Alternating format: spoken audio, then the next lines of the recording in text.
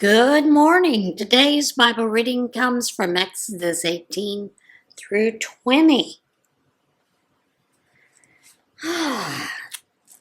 Jethro, priest of Midian and father-in-law to Moses, heard the report of all that God had done for Moses and Israel, his people, the news that God had delivered Israel from Egypt.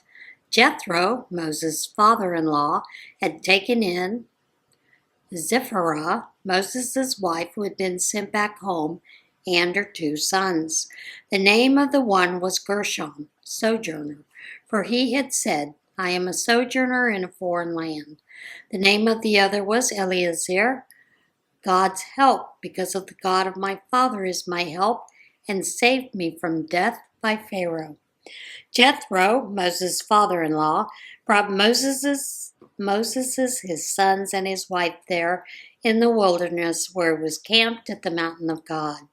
He had sent a message ahead to Moses. I, your father-in-law, am coming to you with your wife and two sons. Moses went out to welcome his father-in-law. He bowed to him and kissed him. Each asked the other how things had been with him. Then they went into the tent. Moses told his father-in-law the story of all that God had done to Pharaoh in Egypt in helping Israel, all the trouble they had experienced on the journey, and how God had delivered them. Jethro was delighted in all the good that God had done for Israel in delivering them from Egyptian oppression. Jethro said, Blessed be God who has delivered you from the power of Egypt and Pharaoh, who has delivered his people from the oppression of Egypt. Now I know that God is greater than all gods because he's done this to all those who treated Israel arrogantly. Jethro, Moses' father-in-law, brought a whole burnt offering and sacrifices to God. And Aaron, along with all the elders of Israel, came and ate the meal with Moses' father-in-law in the presence of God. The next day Moses took his place to judge the people. People were standing before him all day long, from morning to night. When Moses' father-in-law saw all that he was doing for the people, he said, What's going on here? Why are you doing all this, and all by yourself, letting everyone line up before you from morning to night? Moses said to his father-in-law, Because the people come to me with questions about God. When something comes up, they come to me. I judge between a man and his neighbor and teach them God's laws and instructions. Moses' father-in-law said, This is no way to go about it. You'll burn out and the people right along with you. This is way too much for you. You can't do this alone. Now listen to me. Let me tell you how to do this, so that God will be in this with you. Be there for the people before God, but let the matters of the concern be presented to God. Your job is to teach them the rules and instructions and to show them how to live, what to do.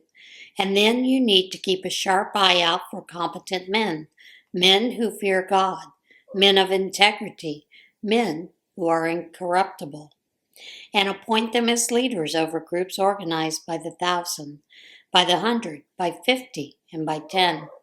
They'll be responsible for everyday work of judging among the people. They'll bring the hard cases to you, but in the routine cases, they'll be the judges. They will share your load, and that will make it easier for you. If you handle the work this way, you'll have the strength to carry out whatever God commands you, and the people in their settings will flourish also. Moses listened to the counsel of his father-in-law and did everything he said. Moses picked competent men from all Israel and set them as leaders over the people who were organized by the 1,000, by the 100, by 50, and by 10. They took over the everyday work of judging among the people. They brought the hard cases to Moses, but in the routine cases, they were the judges. Then Moses said goodbye to his father-in-law, who went home to his own country. 3 months after leaving Egypt, the Israelites entered the wilderness of Sinai. They followed the route from Rephidim and arrived at the wilderness of Sinai and set up camp. Israel camped there, facing the mountain. As Moses went up to meet God, God called down to him from the mountain. Speak to the house of Jacob. Tell the people of Israel, you have seen what I did to Egypt and how I carried you on eagle's wings and brought you to me. If you will listen obediently to what I say and keep my covenant, out of all peoples you'll be my special treasure. The whole earth is mine to choose from, but you're special, a kingdom of priests, a holy nation. This is what I want you to tell the people of Israel. Moses came back and called the elders of Israel together and set before them all these words which God had commanded him. The people were unanimous in their response. Everything God says we will do. Moses took the people's answer back to God. God said to Moses, get ready. I'm about to come to you in a thick cloud so that the people can listen in and trust you completely when I speak with you. Again, Moses reported the people's answer to God. God said to Moses, go to the people. For the next 2 days, get these people ready to meet the holy God. Have them scrub their clothes so that on the third day they'll be fully prepared, because on the third day God will come down on Mount Sinai and make his presence known to all the people. Post boundaries for the people all around, telling them, warning, don't climb the mountain. Don't even touch its edge. Whoever touches the mountain dies, a certain death, and no one is to touch that person. He's to be stoned. That's right, stoned, or shot with arrows, shot to death. Animal or man, whichever, put to death. A long blast from the horn will signal that it's safe to climb the mountain. Moses went down the mountain to the people and prepared them for the holy meeting. They gave their clothes as a good scrubbing. Then he addressed the people, be ready in 3 days. Don't sleep with a woman. Let me turn this phone off. I always forget that.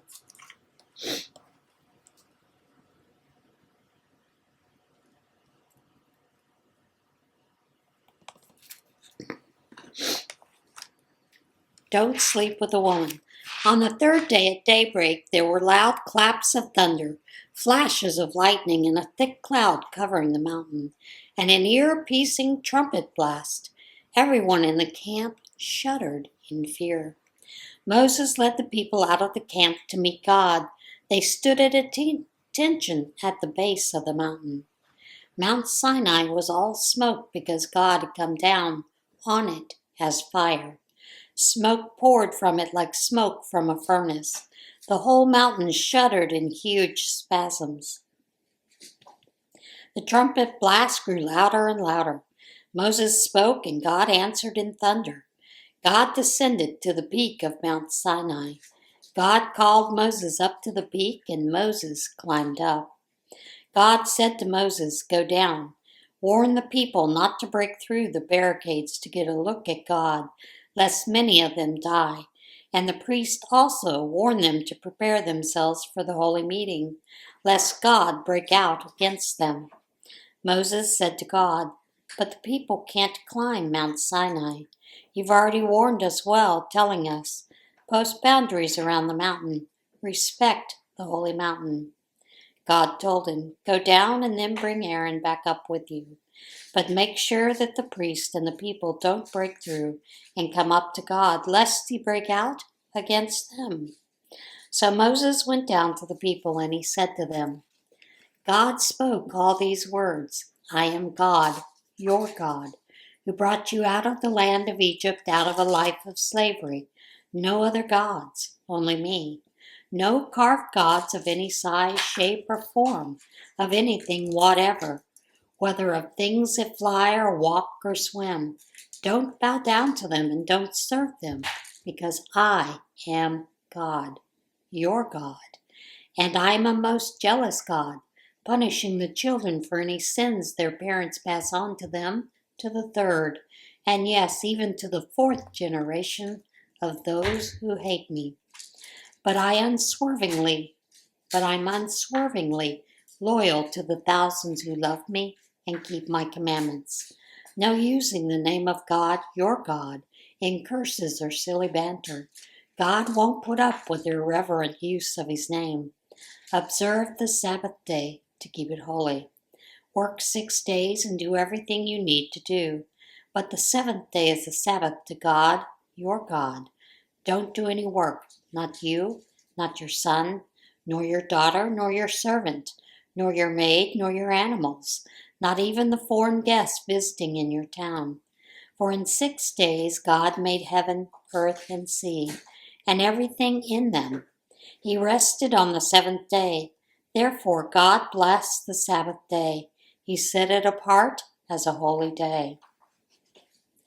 Honor your father and mother so that you'll live a long time in the land that God, your God, is giving you.